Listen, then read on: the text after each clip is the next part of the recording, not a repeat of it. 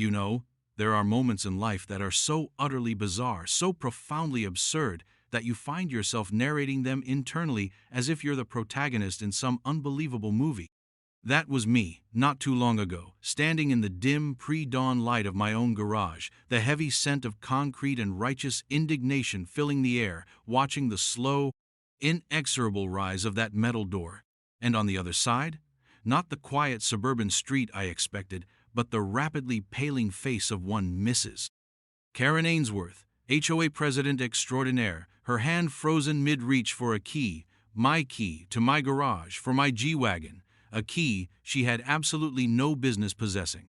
Drop a comment and let me know where you're tuning in from, because believe me, the story of how we got to that tableau, with 10 of my finest colleagues standing shoulder to shoulder with me in the shadows, is one for the books. It's a tale of petty tyranny, audacious overreach, and the kind of vehicular obsession that usually only features in heist films, not quiet cul-de-sacs. And it all started, as these sagas of suburban warfare often do, with something so trivial it's almost embarrassing to recount. But Karen, well, Karen had a gift for turning molehills into volcanic mountain ranges, complete with dress codes and mandatory eruption schedules. I'm a cop, have been for 15 years. I've seen my share of crazy, dealt with the irrational, the entitled, the just plain mean. You develop a thick skin, a certain ability to let things roll off your back. It's a survival mechanism. But nothing in my training, nothing on the streets, quite prepared me for the unique brand of meticulously documented, rulebook-thumping megalomania that was Karen Ainsworth. She wasn't your average busybody, oh no. Karen had elevated neighborhood nagging to an art form, backed by the quasi-legal authority of the Homeowners Association, which she wielded like a scepter, or perhaps more accurately, like a cattle prod. She lived 2 streets over, in a house that was just a little too big, painted a shade of beige, that was just a little too self-important, and she drove a pristine, perpetually polished, older model Lexus sedan, the kind that whispers, "I have opinions about your lawn and they are legally binding." Her attire was a uniform of sorts. Expensive looking but somehow always slightly off-key tracksuits in jewel tones, a constellation of gold-plated jewelry that clinked with every imperious gesture, and a pair of oversized sunglasses perched atop her immaculately coiffed blonde helmet of hair, even on overcast days. She moved through our little community like a pint-sized monarch inspecting her fiefdom, a clipboard her constant companion, a thin-lipped moo of disapproval her default expression. My sin, the initial spark that lit Karen's fiery indignation, was my G Wagon. Now, I love that vehicle. It's a brute, a beautiful, unapologetic box of German engineering, matte black, solid as a rock. I'd saved for years, worked overtime shifts, and it was my pride and joy, my escape pod from the daily grind. It wasn't just a car, it was a statement of achievement, a reward for years of public service. And apparently, in Karen's eyes, it was an affront. Maybe it was too big for her liking, too aggressive for the serene, beige-toned harmony she envisioned for our neighborhood. Or maybe, and this is the theory I lean towards, she just plain coveted it with a burning, all-consuming envy that curdled into something truly ugly. The first official volley came in the form of a crisply printed violation notice, slipped under my windshield wiper. Improperly parked vehicle. It declared, citing some obscure bylaw about vehicles needing to be perfectly centered within the driveway lines, with a specific and frankly impossible clearance from the decorative pebbles that bordered my lawn. I measured. I was off by half an inch on one side. The fine was $50. I paid it, grumbling, thinking it was a one-off, a particularly zealous application of a silly rule. Oh, how naive I was. That was just the opening salvo. Soon, the notices became a regular feature. My trash cans were placed 3 inches too close to the curb on collection day. A small, potted rosemary plant on my porch was deemed unapproved landscaping. The color of my welcome mat apparently clashed with the community's aesthetic guidelines, a document I'm convinced Karen authored in a fever dream. Each violation came with a fine, a condescending little note scrawled in her tight, spiky handwriting, and often a grainy, zoomed-in photograph as evidence. I tried reasoning with her. I attended an HOA meeting, a truly soul-crushing experience, like watching paint dry while being slowly pecked to death by a flock of particularly pedantic pigeons. Karen presided, of course, from a slightly elevated chair, banging a tiny gavel with disproportionate force. I calmly explained that the violations were trivial, that I was a responsible homeowner, that surely the HOA had better things to focus on. She listened, her face a mask of polite disinterest, then informed me with a saccharine smile that didn't reach her eyes that rules are rules, Officer Miller, and no one is above them, especially not those who should be setting an example. The thinly veiled dig at my profession didn't escape me. The other board members, a collection of timid-looking retirees and one particularly nervous fellow who seemed to jump every time Karen raised her voice, just nodded along, their eyes darting nervously between Karen and the floor. It was clear who ran the show. Her husband, a perpetually bewildered-looking man named Barry, sometimes sat in the audience, looking like he'd rather be anywhere else on earth, occasionally offering a weak, placating smile if Karen glanced his way. He was, I suspected, her primary enabler, cowed into submission years ago. The G Wagon, though, remained her primary obsession. She'd make comments if she saw me washing it. Quite the gas guzzler, isn't it? Not very environmentally conscious for our little green haven. Or, must be nice to afford such ostentatious displays. This, from a woman whose own Lexus probably hadn't seen the inside of a car wash that wasn't hand-detailed weekly. I'd just smile, nod, and continue polishing. But I started to notice her car cruising slowly past my house more often than usual, her head swiveling, those sunglasses glinting. It was unsettling. It was around this time, after a particularly ridiculous citation for unauthorized window glare from my G Wagon's windshield, I kid you not, that I decided to upgrade my home security. I already had a basic system, but I invested in a couple of new high-definition cameras with night vision and, crucially, excellent audio recording capabilities. One was positioned with a clear view of my driveway and garage door, another covering the side access. I figured if Karen was going to escalate her campaign of petty harassment, I wanted a clear record of it. Little did I know that this decision, born out of mild annoyance and a desire for peace of mind, would soon become the cornerstone of an operation that would expose a level of criminality I'd never have expected from the self-appointed queen of cul-de-sac conformity. The stage was being set, the players were in position, and Karen, blissfully unaware, was about to take her obsession to a whole new and frankly terrifying level. The quiet hum of suburban life was about to be shattered by the screech of ambition colliding head-on with the unyielding barrier of the law, all because of a matte black G Wagon and a woman who simply couldn't stand not getting her way. The campaign of paper cuts continued, each notice a little more bizarre, a little more personal. One morning, I found a violation for excessive tire shine on the G Wagon, claiming it created a hazardous reflective surface. I remember staring at that piece of paper. I dever you pausen at that piece of paper and dever you fiver. The official-looking HOA letterhead contrasting sharply with the sheer lunacy of the accusation, and I actually laughed. It was either that or start screaming. But the laughter was short-lived, because beneath the absurdity there was a current of genuine malice, a relentless, obsessive focus that was starting to feel less like petty HOA squabbles and more like a targeted harassment. I meticulously documented everything, every notice, every fine, every passive-aggressive comment Karen made if our paths crossed. I kept a log, took photos, saved copies. My professional training kicked in. If this ever escalated beyond mere annoyance, I wanted a clear, undeniable record of her behavior. My colleagues at the precinct found it amusing in a dark sort of way. Got yourself a real live one there, Miller. My partner, Dave, chuckled when I recounted the tire shine incident. Maybe she wants to borrow it for a hot date with Barry? We'd joke about it, but even then, a small part of me felt a prickle of unease.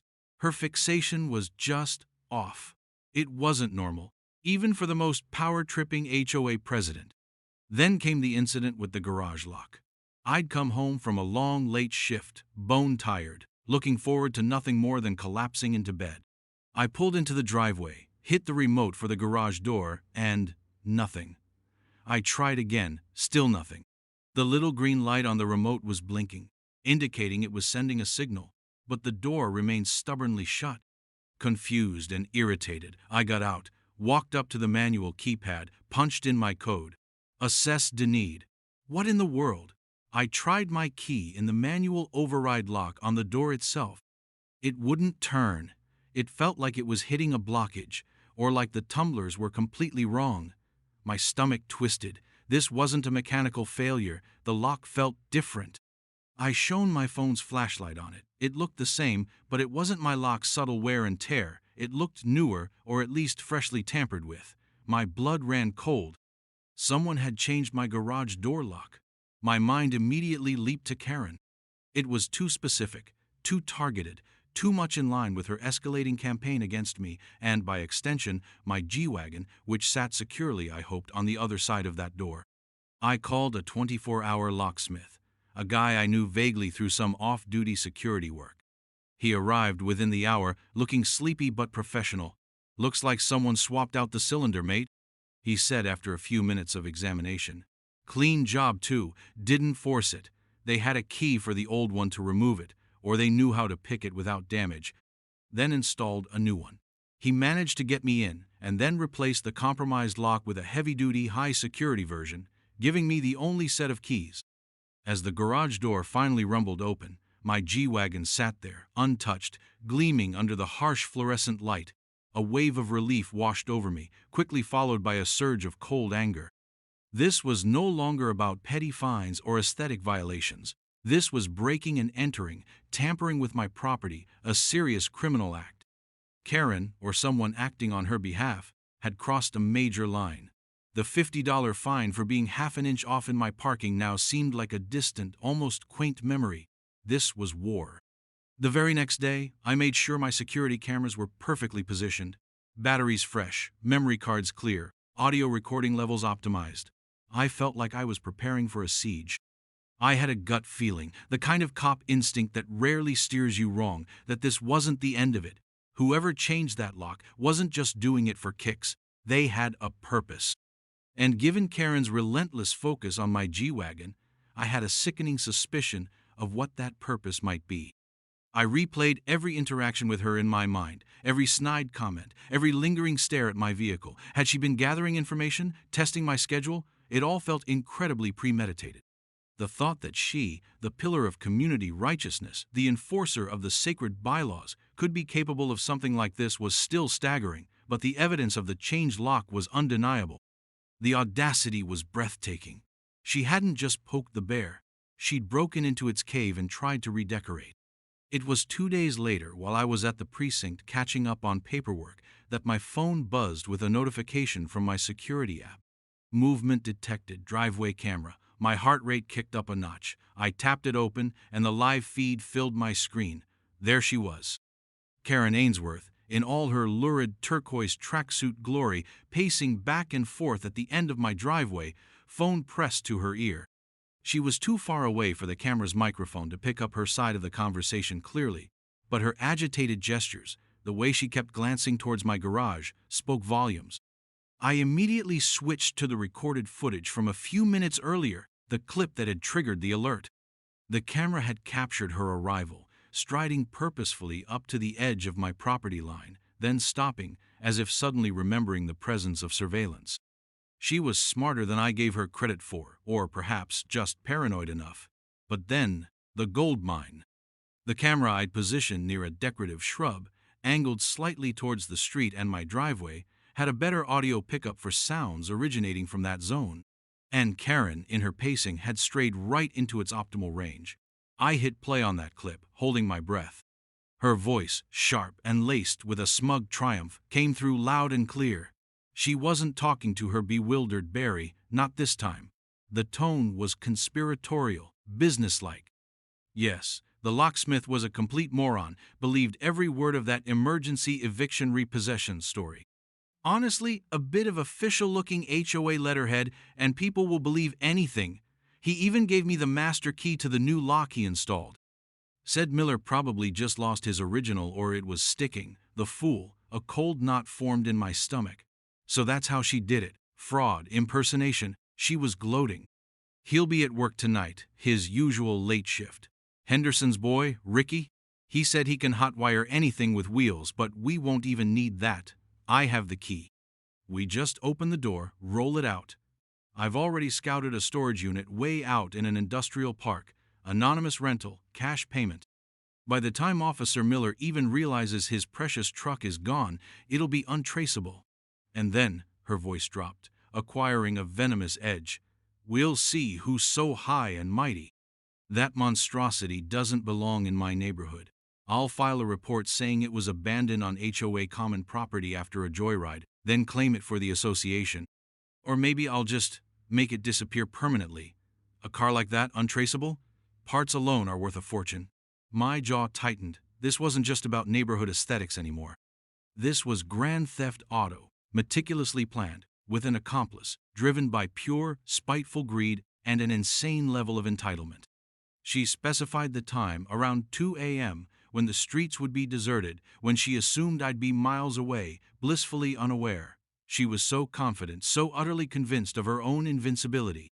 She had no idea that the man she was plotting to rob was currently listening to her every incriminating word, a grim smile spreading across his face. The trap was about to be set, and Karen Ainsworth, HOA president and aspiring car thief, was about to walk right into it. The game, as they say, was afoot. And I had a few friends who I knew would be very interested in playing. The recording ended, and I sat there in the sterile environment of the precinct. The hum of the computers, a stark contrast to the seething anger and, dare I say, a flicker of grim anticipation that was coursing through me. Karen Ainsworth, the self-appointed guardian of suburban propriety, was planning a felony, a serious one. And she was doing it with such breathtaking arrogance, such utter conviction in her own untouchability. The Henderson boy, Ricky, she mentioned. I knew him. Young guy, early 20s, already had a couple of minor priors for joyriding and petty theft.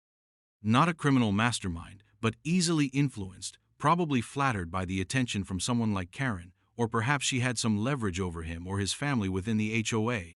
This wasn't just Karen having a momentary lapse of judgment. This was a premeditated conspiracy. My mind, trained by years of police work, immediately started cataloging the evidence. The changed lock, the locksmith she duped, her own recorded words detailing the plan, the accomplice. This was solid, more than solid. This was a prosecutor's dream. My first call was to Dave, my partner. Dave, I said, keeping my voice low and even, you are not going to believe what our favorite HOA president is planning for tonight. I played him the audio clip over the phone. There was a moment of stunned silence, then a low whistle. Miller, you're kidding me. She actually said all that? The G Wagon? Is she out of her damn mind? His initial incredulity quickly morphed into the same professional focus I was feeling. Okay, he said, his voice now all business. What's the play? You want us to sit on your house? That was exactly what I wanted, but this needed to be handled carefully, by the book. We couldn't just freelance this. I needed official sanction, a proper operational plan, however small scale. I walked down the hall to Lieutenant Davies' office. Davies was old school, seen it all, and had a finely tuned detector for nonsense, but also a deep sense of justice. I laid it all out for him. The history of harassment, the escalation with the lock, and finally the recording. I played it for him. He listened intently, his expression unreadable at first, then slowly morphing into a kind of astonished disbelief, finally settling into a grim frown. He leaned back in his chair, rubbing his chin. Ainsworth, he mused. I've heard that name. My sister-in-law lives in your development. Complains about that HOA all the time. Calls the president Queen Karen. He looked at me. She's planning Grand Theft Auto, conspiracy, and God knows what else. And she's using an HOA letterhead to commit fraud. This is impressively stupid. I want to set up a reception committee, Lieutenant, I said, inside my garage. When she uses that illegally obtained key to open the door, I want her to see us.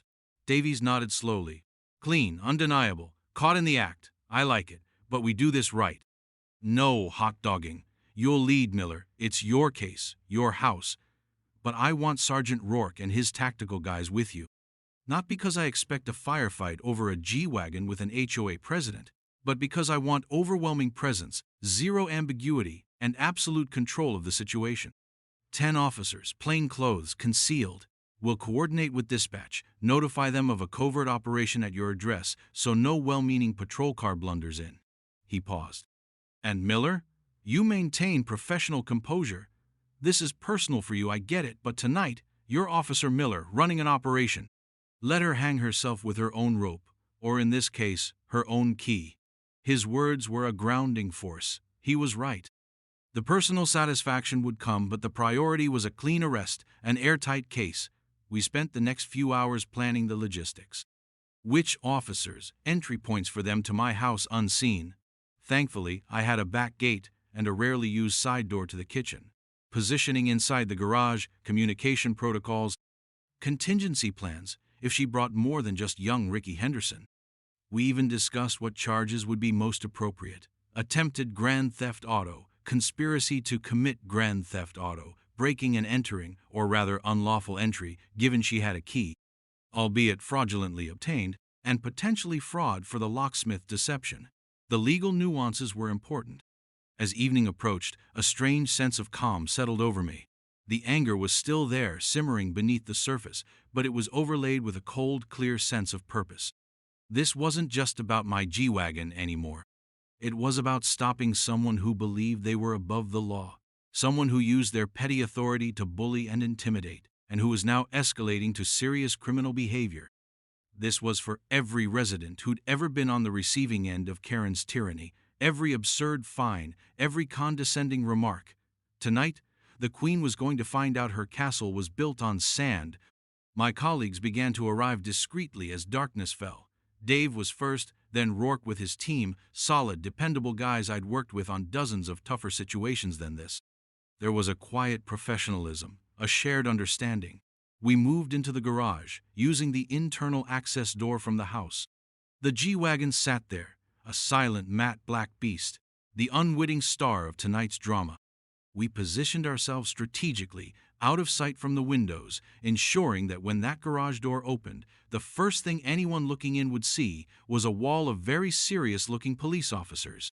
We had low-light tactical gear, nothing overt, but enough to make the point. We checked our comms. Silence. Then the waiting began. The hours ticked by with agonizing slowness. 1 a.m., 1:30 a.m. The air in the garage was cool, thick with anticipation. We spoke in hushed whispers, if at all. Every creak of the house settling, every distant car sound made us tense. Had she gotten spooked? Changed her mind?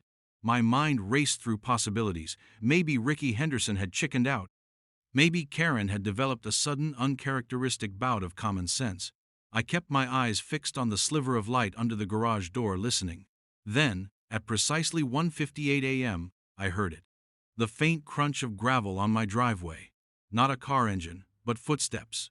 Soft, stealthy, trying to be quiet. My heart hammered against my ribs. I gave a silent hand signal to the team. Everyone tensed, ready. More footsteps, closer now, right outside the garage door. A faint metallic click.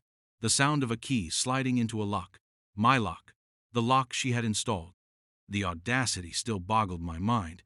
There was a pause, then the distinct sound of the lock's tumblers turning, a soft thunk as it disengaged, another pause. I could almost hear her holding her breath on the other side, probably savoring her moment of triumph. And then, the low hum of the garage door motor kicking in. The bottom edge of the door lifted, inch by agonizing inch, revealing a pair of expensive, brightly colored sneakers first, then the hem of a familiar turquoise tracksuit. The stage was set. Showtime. The garage door ascended, a slow, dramatic curtain rising on our little theater of justice. And there she was, Karen Ainsworth, illuminated by the faint glow of a streetlight filtering in, a triumphant, almost predatory smirk plastered on her face. In her hand, clutched like a trophy, was the key. Beside her, looking nervous and shifty, was a lanky young man I instantly recognized as Ricky Henderson, his eyes wide and darting around as if expecting trouble, which, in a beautiful stroke of irony, he was about to find in abundance. Karen took a step forward, her gaze fixed on the gleaming black silhouette of my G-Wagon, her smirk widening. "There it is, Ricky," she whispered, her voice a low conspiratorial hiss, loud enough for us to hear clearly in the sudden stillness. "Even more hideous up close, but it'll fetch a pretty penny, or at least Its absence will bring me immense satisfaction. She raised the remote for the G Wagon, presumably a universal one Ricky had provided, or perhaps she'd even managed to snag one of mine during a previous, unnoticed incursion. Her finger hovered over the unlock button. That was the overt act we needed. "Evening, Karen," I said, my voice calm, cutting through the silence. I stepped forward from the shadows, my colleagues fanning out silently beside and behind me, a formidable line of grim-faced officers. The effect was instantaneous and deeply gratifying. Karen froze mid-step, her hands spasming, the remote clattering to the concrete floor. Her eyes, wide with shock, darted from me to the 10 other figures now clearly visible in the dim light. The triumphant smirk vanished, replaced by a slack-jawed terror that was almost comical if the situation hadn't been so serious. Ricky Henderson looked like he was about to faint or bolt, his earlier bravado evaporating like mist. What, Officer Miller?" Karen stammered, her voice a pathetic squeak. The regal confidence, the imperious tone, all gone. She looked small, deflated, her turquoise tracksuit suddenly looking garish and cheap under the circumstances. "What are you doing here? This is a misunderstanding." "I don't think so, Karen," I replied, keeping my tone level. "This is my garage. That's my G Wagon, and this," I gestured to the officers around me, "is a police operation. You're trespassing, in possession of a key to my property that you obtained fraudulently and by your own admission moments ago. You're here to steal my vehicle." Her face went through a fascinating series of contortions, disbelief, dawning horror, and then a flicker of her old bluster. I am the HOA president. I was conducting an inspection. There were reports of unauthorized vehicle storage." It was a weak, desperate attempt, and she knew it. Ricky, meanwhile, had wisely raised his hands and was slowly backing away, looking utterly defeated. "An inspection, Karen, at 2 in the morning, with a key you got by lying to a locksmith? And with young Mr. Henderson here, who I believe has some experience with relocating vehicles?" I let the silence hang for a moment. Dave stepped forward, holding up his badge. "Ma'am, Mr. Henderson, you're both being detained on suspicion of conspiracy to commit grand theft auto, attempted grand theft auto, and unlawful entry. I'd advise you to remain silent." Karen's eyes darted around wildly, looking for an escape, an excuse, anything. "You can't do this. I know my rights. This is harassment. Barry, where's Barry?" "He'll tell you." As if her meek husband could somehow wave a magic wand and make 10 police officers disappear. "We have your conversation recorded, Karen," I said, my voice gentle but firm. "The one where you detailed your entire plan. How you defrauded the locksmith. How you were going to take my G Wagon, hide it, and then either sell it for parts or fraudulently claim it for the HOA. Every word."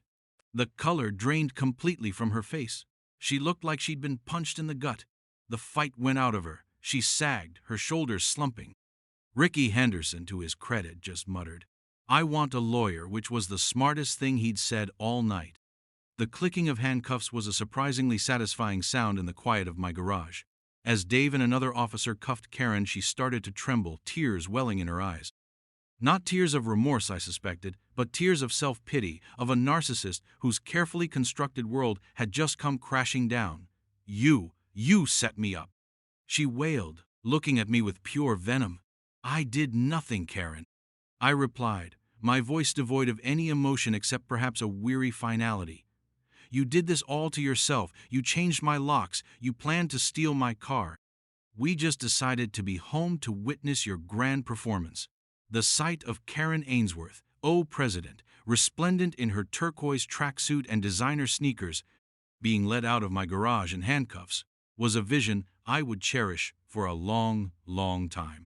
The suburban queen had been dethroned, not by a rival HOA faction, but by her own colossal arrogance and a G-Wagon she just couldn't resist. Several neighbors, woken by the quiet efficiency of our departure, we hadn't used sirens, of course, were peeking out of their windows, their faces etched with disbelief. The reign of Karen was officially over. The scene at the precinct was everything you'd expect. Karen Ainsworth, stripped of her regal HOA aura and the authority of her clipboard, was a mess. The booking process was punctuated by her indignant squawks, Her demands to speak to the mayor, the chief of police, anyone who would listen to her tale of woe and perceived injustice. She seemed genuinely baffled that the rules, the real ones, not her arbitrary HOA edicts, actually applied to her. "Don't you know who I am?" she kept repeating, as if her self-proclaimed status as a neighborhood potentate granted her diplomatic immunity from felony charges. The officers on duty, most of whom had heard whispers of Queen Karen and her reign in our development, handled her with professional detachment, which only seemed to infuriate her further. Ricky Henderson, on the other hand, was quiet and cooperative once separated from Karen, quickly realizing the depth of the trouble he was in and seemingly eager to mitigate his own involvement by telling the truth. He confirmed Karen was the mastermind, that she'd approached him, flattered him, and offered him a cut of the presumed profits from the G Wagon's disposal. He even admitted she'd coached him on how to bypass the car's security if the key fob failed, though he insisted he was just there to help her move it and hadn't realized the full extent of her illegal intentions until things went south in my garage. A likely story, but his cooperation would probably earn him some leniency down the line. The legal gears started grinding almost immediately. Karen was charged with attempted grand theft auto, conspiracy to commit grand theft auto, unlawful entry, and felony fraud for her deception of the locksmith. The evidence was overwhelming. My testimony, the locksmith's statement, he was horrified to learn how he'd been duped and was more than willing to cooperate, Ricky Henderson's confession, and, of course, the pièce de résistance, the crystal-clear audio recording of Karen herself, narrating her criminal enterprise with smug satisfaction.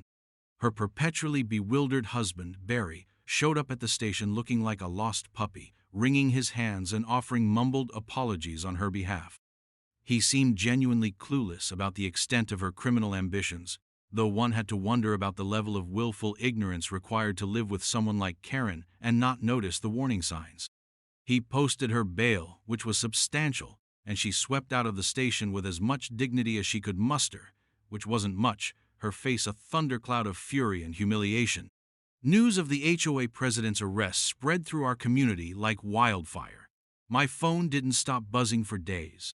Neighbors I'd barely spoken to before called to express their shock, their support, and in many cases, their immense relief. It turned out Karen's reign of petty tyranny had been far more widespread and deeply resented than I'd realized. Stories emerged of outrageous fines for trivial infractions, of vindictive enforcement against anyone who dared to question her authority, of HOA funds being managed with a distinct lack of transparency. It seemed my G Wagon saga was just the tip of the iceberg. The HOA board, minus its incarcerated president, convened an emergency meeting. The timid members, previously cowed by Karen's iron fist, suddenly found their voices. There was a palpable sense of liberation in the air. Within a week, Karen Ainsworth was formally removed as HOA president, her nameplate unceremoniously stripped from the community center door. The board issued a formal apology to me and to the community at large, promising a full review of all existing bylaws and enforcement procedures. They even rescinded several of Karen's more ludicrous outstanding fines against other residents. It was like a regime change, albeit on a very small suburban scale. The legal process for Karen was slow but steady. Her expensive lawyer tried every trick in the book. Motions to suppress the recording, denied, as it was my property and she had no expectation of privacy planning a crime against me. Claims of entrapment laughable, as we merely allowed her to follow through on her own clearly stated intentions. Even attempts to paint her as a mentally unstable woman pushed to the brink by, well, they never quite figured out by what. In the end, faced with the mountain of evidence, Karen Ainsworth pleaded guilty to lesser charges of attempted theft and fraud to avoid a lengthy trial and almost certain conviction on all counts. She received a hefty fine, a long period of probation, mandatory community service, the irony of which was not lost on anyone, and a restraining order preventing her from coming anywhere near me or my property. The Henderson boy Ricky got off with probation and a stern warning, largely due to his cooperation and his youth. Life in the neighborhood changed for the better. The new HOA board, comprised of genuinely well-meaning residents, adopted a far more reasonable and collaborative approach. The reign of beige conformity and nitpicking bylaws ended. People started planting colorful flowers again, Kids left their bikes on their lawns occasionally, and a sense of relaxed community spirit began to return. My G Wagon, now a local legend, remained safely in my garage, a silent testament to the whole bizarre affair. Sometimes I'd catch a glimpse of Karen from a distance, perhaps at the local supermarket. She looked diminished, stripped of her power and her arrogance, the expensive tracksuits replaced by more muted attire, the ever-present sunglasses failing to hide the bitterness in her eyes. She never made eye contact. So that's the story of how our HOA Karen, driven by a toxic cocktail of envy and entitlement, tried to steal my G Wagon and ended up facing a garage full of cops instead of an easy getaway. It's a stark reminder that power, even the petty power of an HOA presidency, can corrupt, and that underestimating the quiet, law-abiding guy down the street can have some pretty spectacular consequences, especially when that guy has a knack for collecting evidence and a few good friends on the force. What's the craziest HOA story you've ever encountered? Drop it in the comments below. I'm genuinely curious to know if anyone can top this one. And remember, folks, always lock your garage. Maybe invest in a good security camera. And if your HOA president starts eyeing your ride a little too intently, well, you know who to call. Or at least you know what I did. Stay safe, and don't let the Karens of the world get you down, or worse, try to get your G Wagon.